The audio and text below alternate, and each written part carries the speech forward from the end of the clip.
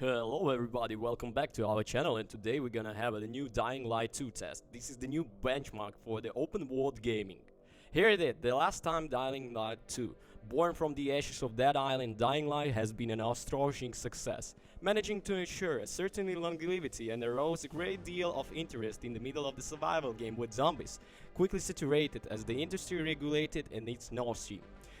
Careful follow-up spin-off the Battle Royale unfortunately underrated with the Dying Light Bad Blood. The franchise has never really left the players' radars and returned to us today with an episode 2 that overflows with ambitions. 6 years of the development through with the pitfalls would have been necessary for Dying Light 2 to see the light of the day, as much to say there is effort, and this tenacity have paid off. So, moving on. The events of the Dying Light 2 Stay Human takes place about 20 years after those of the first opus. The state of the play is not encouraging. The virus that is turning people into infected has ravaged most of the survivors. Survivors who today live in an eclectic isolated from the outside world. However, a city was organized and it's today one of the last bases of humanity, the will endure. Despite the walls to protect it, the city is not heaven or peace either. And in addition to in fact still swarming the streets, other conflicts threaten and the balance of the city.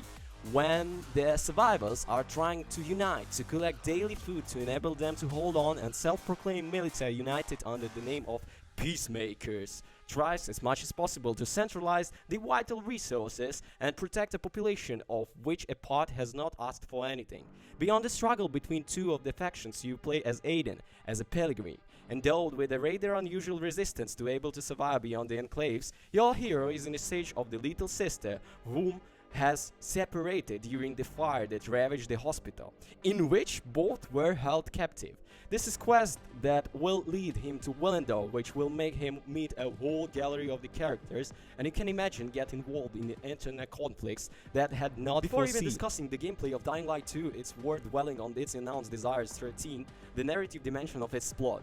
Whenever the environment crossed on the Silas side quest triggered, we feel the Techland desire to give us substance to its universe, in a way in any case more pronounced than in the first part of the franchise. If Dying Light has always wanted to move away from the simple survival by offering more polished stakes than most of its competitions, this second part drives the point home. Rich in twists and turns, the main plot of Dying Light 2 is very well placed, and its narration, a little hesitant in a few hours, manages to refine itself to involve the player very attractively in its course. If we certainly recognize some writing weakness, some cliches which could have been avoided, or some branches that are a little predictable, this narrative turned Dying Light 2 in a success that's only missing a little finesse to be a total.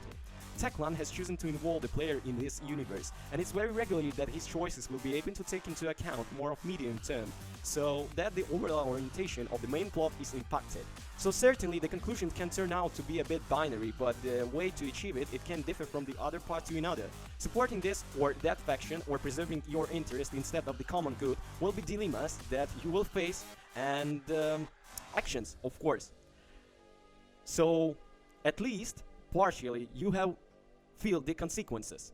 Don't expect a total plot twist, but your actions and decisions will factor into the game, and you will be surprised that the same effort has gone into the side quest. No, not all of ones you accept will be breathtaking, but most of them have been taken care of that they don't like a simple FedEx missions, thanks God. Some of them are drawn and reserved surprise that they are close to the best moment of the main quest, with a few expectations and exceptions obviously. The ancillary content has benefited from a real sense of writing, as has the game universe, which is the vast is the coherent.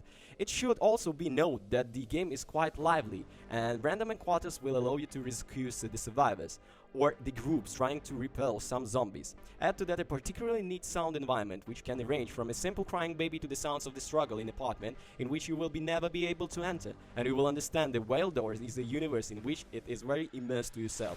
I also should say that I was playing with my stereo headphones on my PS5, and it was scary as fuck. The game here is not quite French. During our game session, which occupied us for more than 50 hours in the normal mode, taking time to additional content, but still having many points of interest or quests to discover, we were confronted with a few glitches and techniques.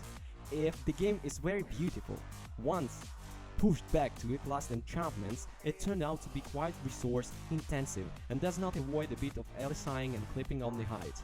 But this is only a detail in the face of human artificial intelligence, frankly to be rewired.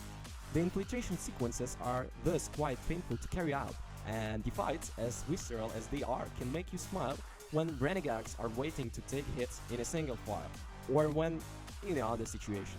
Finally, on the PC, on the Xbox was encountered some input problems, where certain cases, in particular the environments can struggle to trigger the associated action, as if they were no longer detected. These problems were quite specific, in the same way as the display on the collision bags, but at the same time, there is a small lack of finish in Dying Light 2, which is no way repeatable without a patch. We have not encountered any bugs. Note that at this time of writing we learned that the Techland will deploy a day 1 patch that may rectify these problems and also add missing voices or doubling problems that we encountered while playing in VF. And since we are a register of the weak points, no, the VF is particularly uneven.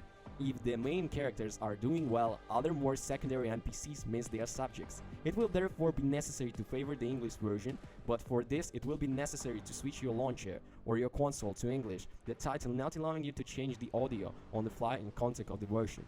So, there are simply strong points. This is a rich, vast, coherent open world. The night sequence is full of tension and interest. Reinforced parkour, still just enjoyable. Huge lifespan. Neat additional content. About the cons and the weak points, the writing does not dodge a few cliches, the AI to review, and that's all I guess. Anyway, thank you for watching, please subscribe to our channel, peace.